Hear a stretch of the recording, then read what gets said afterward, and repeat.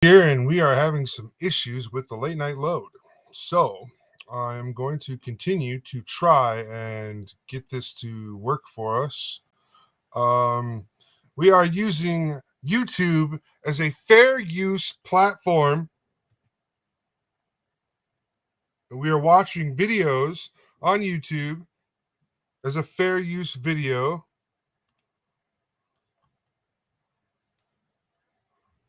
So we're going to take this video and we're going to copy it.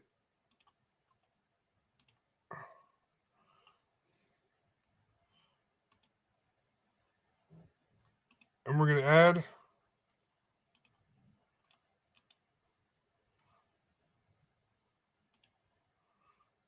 We added that. Hold on.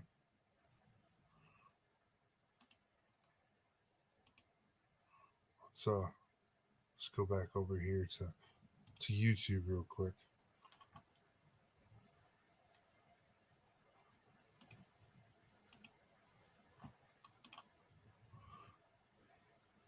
Oh yeah, I'm quite annoyed. I'm very upset with this all right now. It's the original poster. Okay, the original poster has been credited. Do you understand me? Like I don't want to get into this argument again. The original poster has been credited. I've put a proper title in. Okay. Now we're going to share the video from YouTube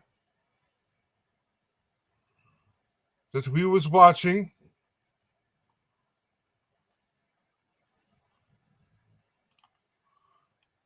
Here we go. A Race of Giants, 1080p, full movie. All right. Disclaimer, warning, warning, warning. This is not spam.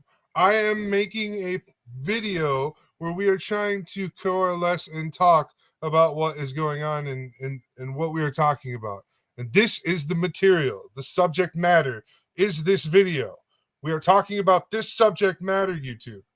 Okay?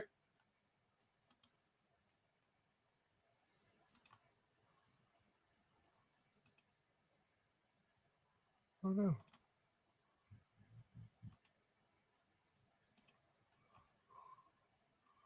So this is subject matter right here. This is what we're looking at. Okay?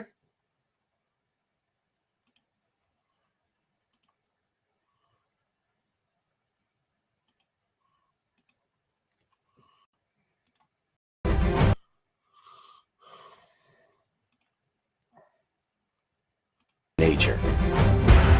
Arguments have risen in the theological community for centuries as to what the Nephilim were, or if they were indeed the giants that seem to be described. Over here at the bottom. However, what cannot be argued is that Judeo-Christian doctrines are not the only ones to speak of a giant human species. Who were these giants that once roamed the earth? Wait and see. Like copyrights.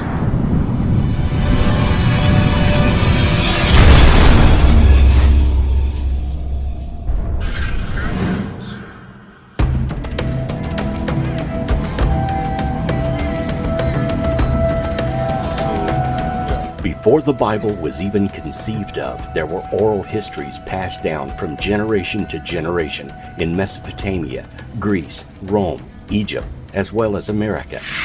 Most of these legends.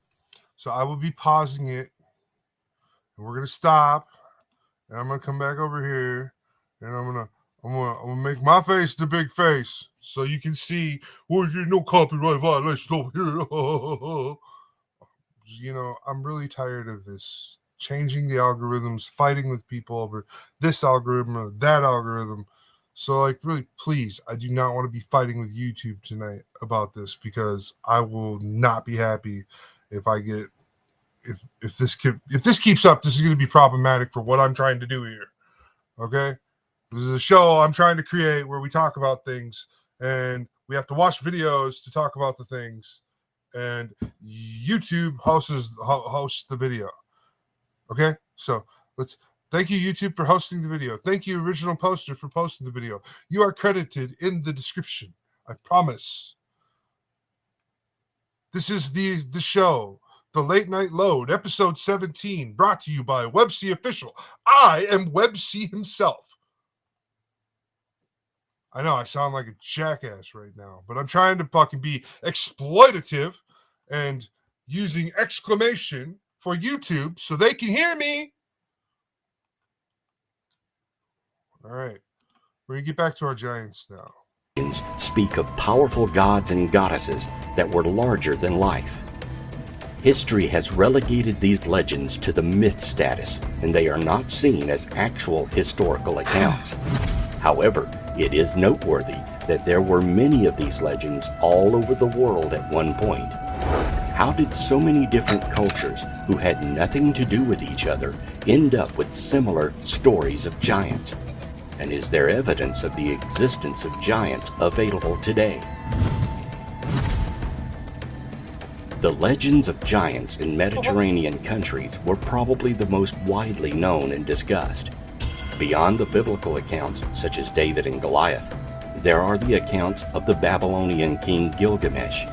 In stone tablets that have been recovered, there are images carved of Gilgamesh taking on a lion. And looking at the scale of the ancient carvings, it appears this man had to have been at least 12 to 15 feet tall, taking into consideration the size of the lion he is portrayed to have slain. Gilgamesh lived sometime between 2800 and... Yeah, that was pretty crazy, wasn't it? Let's show it.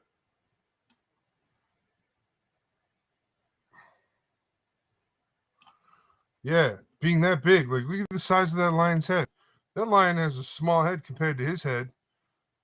No, think of a lion compared to us. Crazy. Lion he is portrayed to have slain.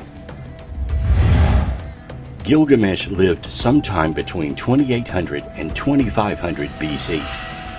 He is the main character in the Epic of Gilgamesh, a Mesopotamian poem that is considered the first great work of literature. In the epic, Gilgamesh is a demigod of superhuman strength who built the city walls of Uruk to defend his people and survive the Great Deluge. According to the Sumerian king list, Gilgamesh ruled his city for 126 years. Fragments of an epic text found in Maturin, the modern Tel Hadad, relate that at the end of his life, Gilgamesh was buried under the riverbed. It is generally accepted that Gilgamesh was a historical figure, since inscriptions have been found which confirm the historical existence of other figures associated with him, such as the Aga of Kish.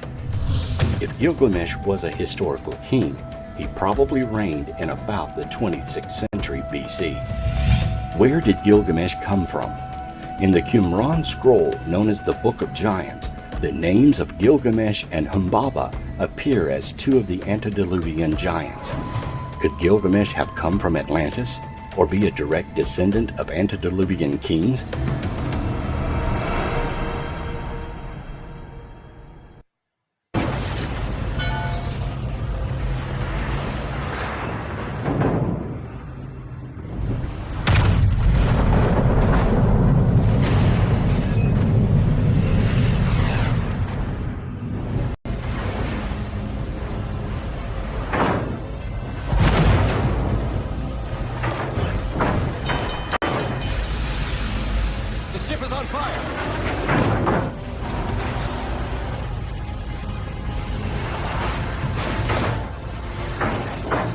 Problem solved, sir.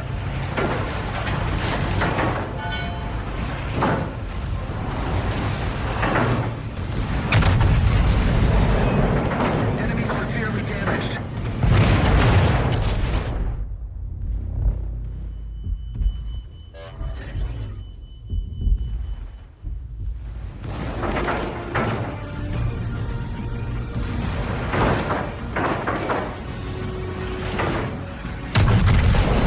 Ship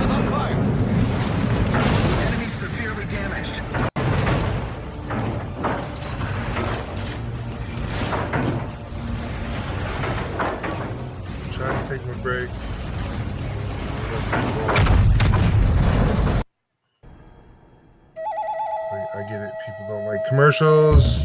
And here we are. Back. Websy, just If take a quick giants break. existed in the You guys past, go ahead and watch where this. is the evidence? It is not spam. You may I'm be not surprised spamming. to find This that is it's not a spam been channel. and is being discovered all over the world.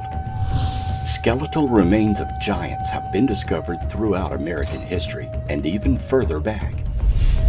According to Native American Paiute oral history, the Sitka are a legendary tribe whose mummified remains were allegedly discovered under 4 feet of guano by guano miners in what is now known as Lovelock Cave in Lovelock, Nevada. Several of the fiber sandals found in Lovelock Cave were remarkably large, and one reported at over 15 inches in length was said to be on display at the Nevada Historical Society's museum in Reno in 1952. The Paiute tradition asserts that the Sitka people practiced cannibalism, and this may have had some basis in fact. During the 1924 excavation of the cave, a series of 3 human bones were found near the surface towards the mouth of the cave. These had been split to extract the marrow, as animal bones were split, and probably indicate cannibalism during a famine.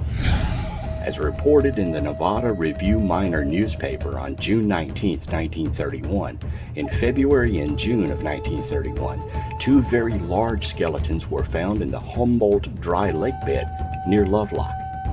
One skeleton was 8.5 feet tall and was later described as being wrapped in a gum-covered fabric not unlike Egyptian mummies. The other was almost 10 feet tall.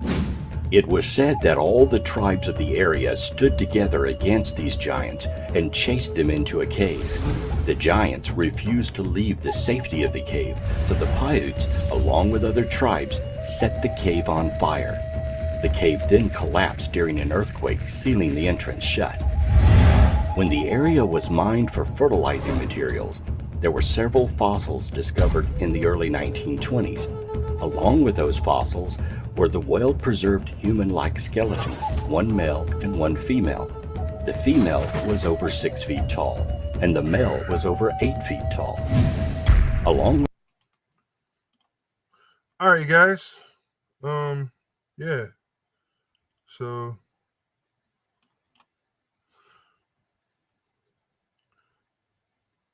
we're gonna pause it for a minute, and we're gonna talk about some things. YouTube just flagged me again. Okay, this is not a spam channel.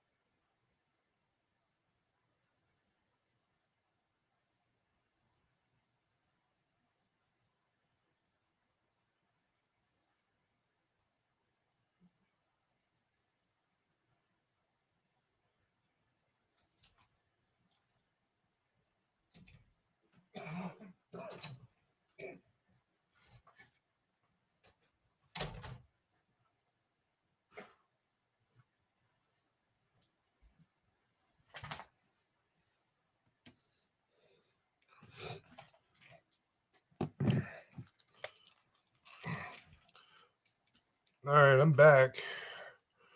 My break was a good break, kind of. Let's see how much of this they're going to let us watch. With the discovery of the skeletons, there were many other artifacts found, including a circular calendar that had the number of days and weeks of a year etched into it. In 1931, 2 more skeletons were discovered in Lockport, Nevada, that measured from 8 to 10 feet tall. Nice. 8 to 10 feet Okay, tall. this is gonna be tough. Last week, I slew the Spider Queen. I didn't mean to. I'm not a fighter. I'm an HP guy. I'm the one who takes the hits. Yeah. All right. Here you go. Revamped, During refreshed. the past few years, a huge controversy has emerged accusing the Smithsonian and a host of skeptics and archaeologists of covering up the discovery of hundreds of giant skeletons from Native American Indian mounds. Jim Ferreira is one of the key people who began uncovering hundreds of newspaper accounts of giant skeletons. To date, Ferreira has pulled together about 1,500 accounts from newspapers and books published in the 1800s and early 1900s. One intriguing set of giant skeleton reports he found factual was the Arkansas Chickasaw Mound reports of many large skeletons found at the site. Okay, so many skeletons ranging from 8 to 9 feet in length had been found there. As late as All right. To get everybody back on track where we are, they're in Arkansas, Chickasaw. They're trying to talk about the 1976, a 7-foot tall skeleton was found at the site. For the Smith. Okay, change images for a second. So the they're just talking about all the different sites that they're finding them at right now, where they're going through, what they're finding. And we'll even fast forward it a little bit. Here we go, where they start talking about. Yeah, right here. We'll fast forward to right here now. We'll review this section a little bit, and then we'll keep going forward. We're not going to play this whole film anymore. Sorry, we have to just cut through some stuff. Origin, due to the outline of the perfect prints coupled with a readily apparent These guys are really on me for some During reason World War tonight. II, author Ivan T. Sanderson tells of how his crew was bulldozing through sedimentary rock when it stumbled across what appeared to be a graveyard. In it were crania that measured from 22 to 24 inches from base to crown, nearly 3 times as large as an adult human skull. Had the creatures to whom these skulls belonged been properly proportioned, they undoubtedly would have been at least 12 feet tall or taller. Wow. In 1947, a local newspaper reported the discovery of 9-foot-tall skeletons by amateur archaeologists working in Death Valley. The archaeologists involved also claimed to have found what appeared to be the bones of tigers and dinosaurs with the human remains. And the Catalina Islands off California are the home of dwarf mammoth bones that were once roasted in ancient pit fires. These were roasted and eaten by human-like creatures who were giants with double rows of teeth. All right. I know. I'm being annoying right now. I'm sorry. I can't help it. I'm just doing little things to see if I can just annoy YouTube. Like, now my face is on this side. The video is over there. I'll switch it back in a minute. One fact that continues to surface in the discovery of giants is the reports of skulls having more than 1 row of teeth. According to a study on molecular genetics of supernumerary tooth formation, the cause of extra rows of teeth is genetic. Despite advances in the knowledge of tooth morphogenesis and differentiation, relatively little is known about the molecular mechanisms underlying supernumerary tooth formation.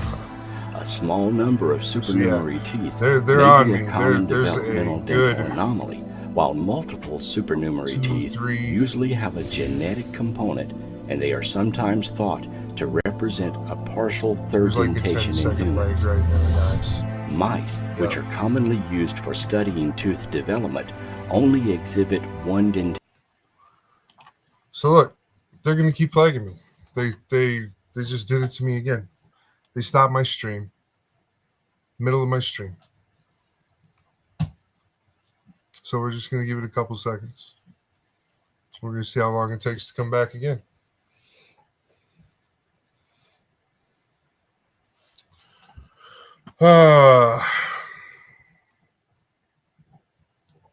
This is so annoying. So I get less than 5 minutes of video in before they start trying to flag me or do stream unavailable, stream suspended for policy violations. No, I'm not violating policies. Stop doing that. Oh my God. That is the super most annoying thing you could be doing, YouTube. I'm not doing anything wrong.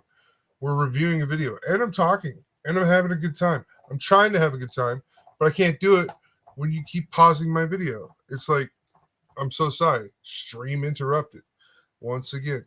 So maybe I can go back and push play now. With very few mouse models exhibiting supernumerary teeth similar to those in humans. Activation of APC or forced activation WNT Canton signal results in multiple supernumerary tooth formation in both humans and in mice, but the key genes in these pathways are not very clear. Analysis of other model systems. Okay. So yeah, they're just analyzing the mice and they're just talking about different things with the mice and how that if they turn off and on these gene proteins, they can try and alter the mice just ever so to create what they're looking for, to see what it is that would have had to have happened in our genetic biology as humans to cause us to grow that large and grow extra teeth and stuff like that. How our hands just, if you're a giant, your hands will keep just growing and growing and growing, and your feet will keep going and going and going, and your body will get bigger and bigger and bigger too. It's just like this weird giant type thing. Some are different though. Some are only your hands and your arms. Some are your head, your hands, and your feet, and some are just your limbs, like your legs and your arms just keep growing and growing, and your spine keeps getting bigger and bigger and bigger. It's really weird. So there's a few different things of that. Let's go ahead and skip through some stuff.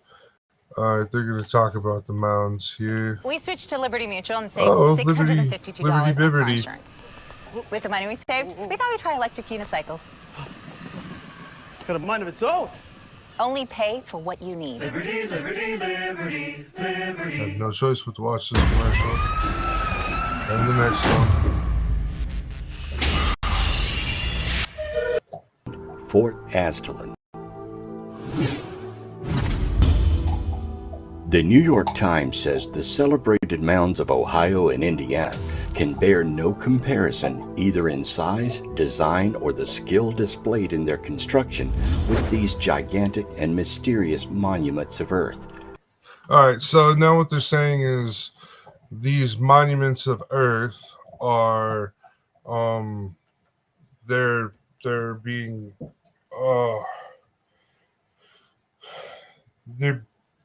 they're hinting heavily at the fact that these mounds are burial grounds, and instead of them digging, they actually took stone and dirt and poured and piled. So that's what they're talking about here, and it like dates into some other stuff. And like I was saying before, like the Native American group that I come from, they have a different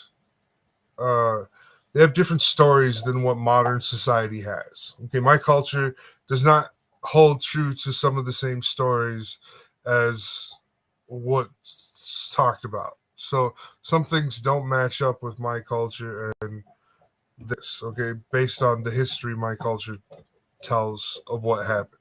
Okay.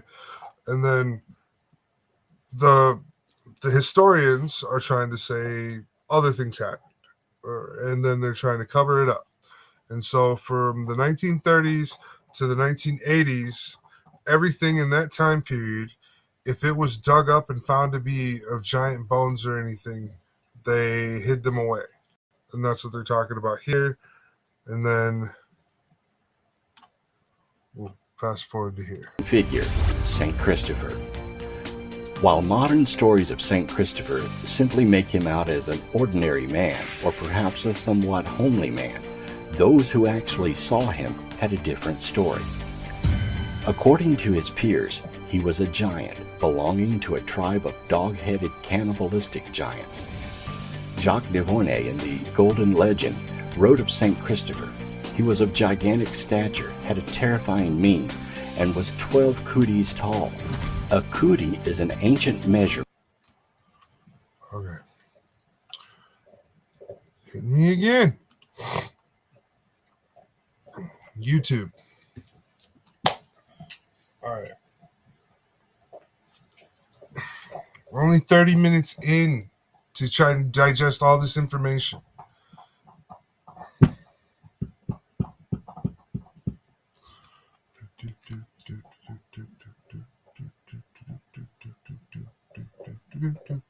So they're gonna make me wait like a whole minute. This is not.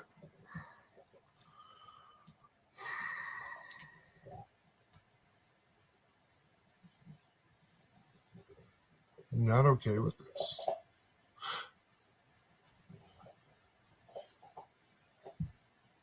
I'm just trying to run a show where we review documentation of videos.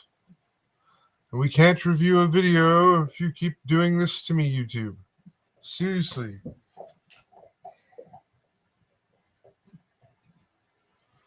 I'll wait.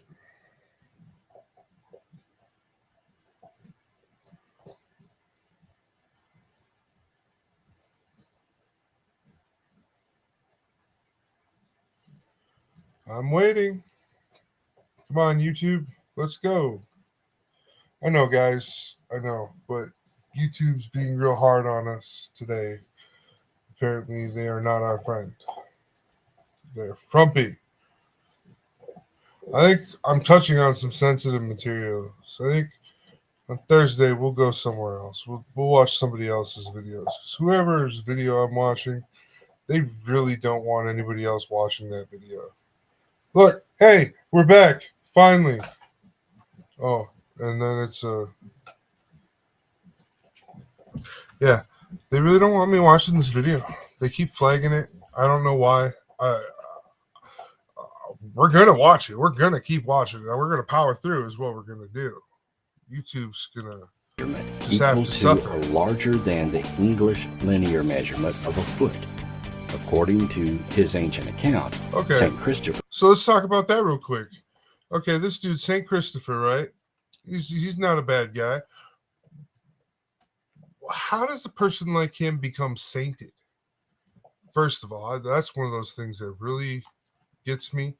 Is I don't know how a person like that becomes sainted, but then along with that, like their description of him and everything, like a dog face, and then saying he's like a giant, and oh, that was weird for me. Anyhow, Stood from 12 to 18 feet tall, a fact that had been hidden in or even erased from church history.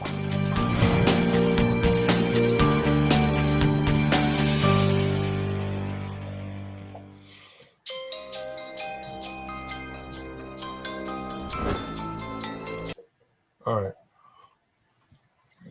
Maybe if I keep the screen small so you guys can't see, you can just hear and watch me. I'm not that interesting. Y'all should watch me. Can I? Hold on. No, I can't do that. They'll definitely get all butthurt. Anyways, I'm just going to pause it every couple of minutes. Giantism is usually caused by a tumor on the pituitary gland of the brain. It causes growth of the hands, face, and feet. In some cases, the condition can be passed on genetically through a mutated gene. Yeah, we were already just talking about that. Just talking about like with the hands and everything. We could talk about like how they found all that. So we're gonna skip ahead, And then they're going to talk a little bit about Stonehenge after a quick commercial break. Giants had brought from Africa to Ireland for their healing properties. The 5th century king Alurus Ambrosius wished to erect a memorial to 3,000 nobles slain in battle against the Saxons and buried at Salisbury, and at Merlin's advice chose Stonehenge.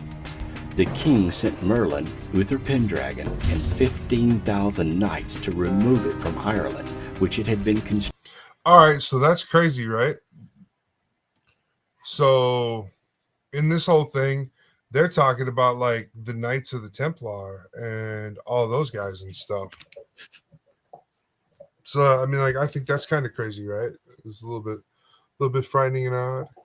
What is up with my camera? My camera's not happy. All right.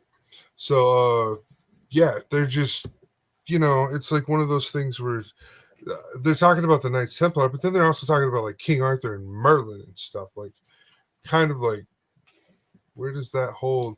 They haven't fully proven the story of King Arthur. It's still a legend. And the reason why they haven't fully proven King Arthur, for a couple of reasons, is one, they haven't found any of the armors of the original of the knights. They've, there's armors, but I'm talking about like the Knights of the Round. They haven't found any of their armor. Now, these knights were all said to have, majestic armor and stuff like that. So that's one of the things where it's like, okay, this spot's kind of a bit weird. Constructed on Mount Killarus by the giants. They slew 7,000 Irish, but as the knights tried to move the rocks with ropes and force, they failed. Then Merlin, using gear and skill, easily dismantled the stones and sent them over to Britain, where Stonehenge was dedicated. It is said that these kings were buried inside the giants' rings of Stonehenge. America also has a Stonehenge dating back over 2,000 years. America's Stonehenge, sometimes referred to as... All right. Mystery Hill, 4 miles east of Route 3, is a privately owned complex of strange stone structures bearing similarities to early stonework found in Western Europe. They suggest an ancient culture may have existed here more than 2,000 years ago. Sometimes called America's Stonehenge, these intriguing chambers hold a fascinating story and could be remnants of a pre-Viking or even Phoenician civilization. All right, look, man. I was trying to explain before in the video that I had originally aired that in the Native American tribe I come from, we have over 10,000 years of documentation proving we've been here at least since before the last ice age. Like, our documentation and our everything proves that we've been here before then, and that the way of life that our people changed to live in was of the fluctuating weather pattern of a planet weaving in and out of ice ages. Meaning, my tribe's recorded a couple ice ages. We don't have just one on hand. We've been here long enough that we've ice ages. Okay, I want to put that out there. A lot of people don't like to talk about those things. A lot of people don't get a lot of this information. I got to pry this type of information out of people when I talk to people and stuff. So, Mystery Hill is an archaeological site consisting of a number of large rocks and stone. And then Moccasin prints have also been seen in gypsum of the White Sands in New Mexico. Yep. Footprints. Visited this. Oh no.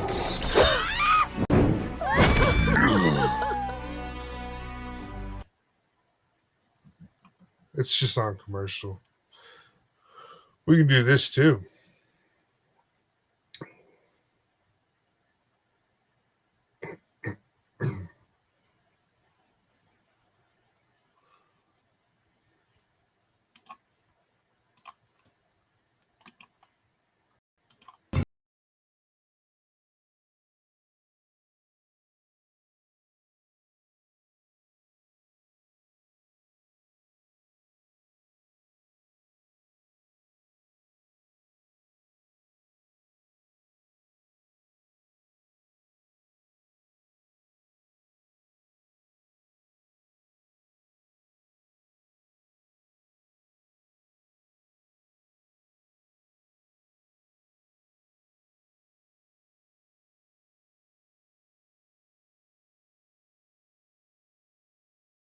small marine Yeah. So when that was made, think about that. There was, think about that. That was so long ago. Like at a time where those things of stone would have the ability to be pushed in on by humans and stuff like that, where our weight would have created any type of impressions.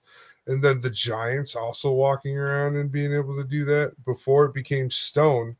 I mean, that was a really, really long time ago that piece of earth was malleable in that fashion. So that places humanity back super far. vertebrae.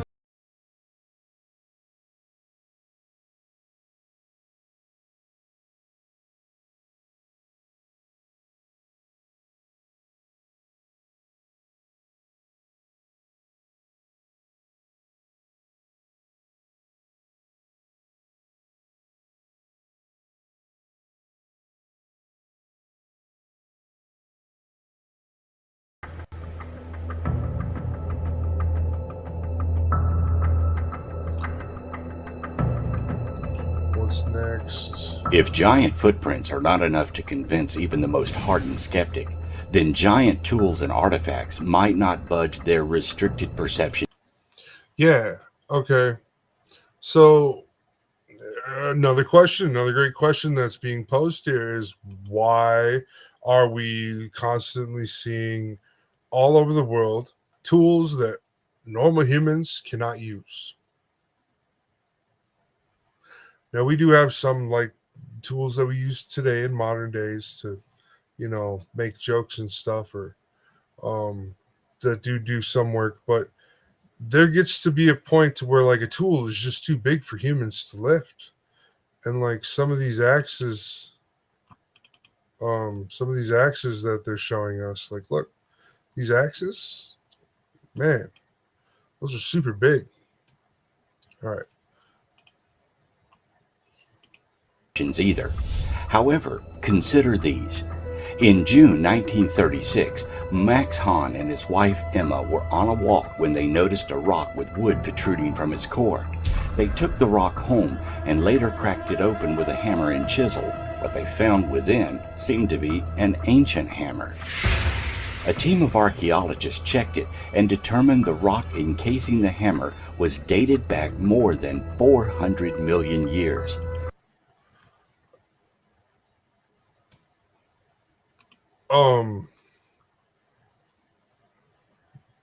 Humanity isn't supposed to exist that long ago. All books and records say that humans weren't humans back then. So something else, obviously we're talking about the giants, something else had to have had it, right? Like something else had to have been there. So that's what we're looking at there. Just want to stop, take a moment to say hi to our buddies out there watching on Twitch and on YouTube. Thanks for stopping in and watching and having a great time with us. I'm sorry YouTube's giving me so many copyright issues tonight. I think it's just this video. I think the owner of this version of the video has it flagged for copyrights and usage and stuff. I don't know why. So we're having a real hard time watching this whole video. We had to scroll back through it a lot. So hopefully YouTube will, get over themselves. Honestly, come on, guys, Fair Use Act, right? I'm monitoring my YouTube here to make sure that we're not cutting out and stuff. So I have to stop and talk and stuff for a while before we can. The hammer itself turned out to be more than 500 million years old, according to the same measurement. Well, Apparently, it's so old that a section of the handle had begun the transformation to coal. The hammer's head, made of more than 96% iron, is far more pure than anything nature could have achieved without an assistance from technology. So there's your There have been a number of proof intriguing that the iron finds in Indiana over the years, including the discovery of 8 skeletons, one clad in one clad. And they're going to talk about the society. Oh no. We'll get rid of that for a second. and just like to say, hey, ho, let's go. My name is Web C, and we're on a roll. Yeah, we're just gonna keep on pushing through. Hopefully, everything keeps going good. And we got these commercials that are super annoying. Of granite. It measures 28 inches in length. This is an axe that's held by the Native Americans, and 11 inches in thickness, and weighs more than 300 pounds. Said to be. When found, the pointed end was embedded in a small mound of boulders and pebbles, with the body and head of the axe exposed, the whole apparently forming a shrine or altar. The axe resembles a tomahawk pipe. Its upper end or head is slightly hollowed out, and in this depression was ceremoniously placed a small quantity of tobacco. A well-beaten moccasin trail led up the incline of the eminence in which... All right. So, yeah, they're just going to talk about where to look for where it was and all that stuff. And now they're going to talk about different stories and what different tribes called different types of giants. In children's stories. In some Apache tribe, Big Owl also plays a more important mythological role as an early adversary of the War Twins. So in my tribe, legendary Apache beings, owls are Big bringers Owl of is death. sometimes described as having a human form, in this case a man-eating orc, and other times an animal form, Stream such is as a unavailable. large horned owl, large enough to carry off. Oh, stream's unavailable. Let's wait for them to give it back to us. Did we just take a break? We just stopped. I swear we just stopped so we wouldn't get flagged. Oh, we're just going to sit here and have a good time. You guys want to see what I've been working on? Over at the on the Kip Ash Friday show. Here's what I do on Kip Ash Friday. We work on stuff like this. This is all original content. Here you go, YouTube. This is what I do. This is what my main thing is. This other show that I'm trying to do, called the Late Night Load, is something new, and I'm not used to your rules, and you're making it really hard for me to have a good time doing this. This is supposed to be super easy and fun to do. I don't know what happened to you. I don't know why you're being so mean to me tonight. We're almost done with the video too, man. Like, hurry up. It's literally you're killing me, YouTube.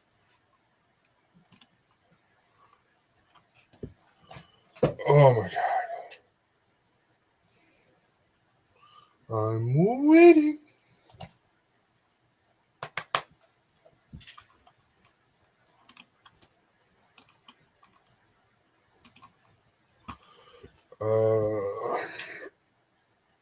I'm still waiting.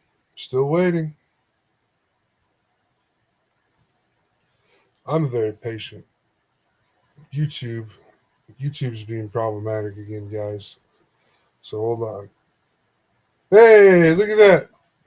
They're done being mean to us. A child. Kiwaka are the evil man-eating ice giants of southern Wabanaki legends. According to most legends, Kiwaka was once a human being who either became possessed by an evil spirit or committed a terrible crime, especially cannibalism or withholding food from a starving person. That's crazy. Or withholding food from a starving person. That's crazy. Okay. I just wanted to make sure. Yeah. So then,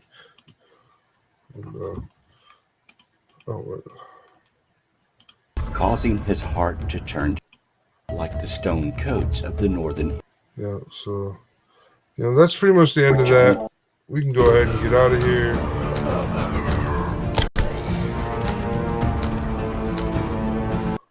Let's just close that tab down. And we just talked for a little bit about that. The video, I'm sorry that YouTube is just being super hectic with me about those things right now. We're going to get better at it, and we're going to get better than YouTube.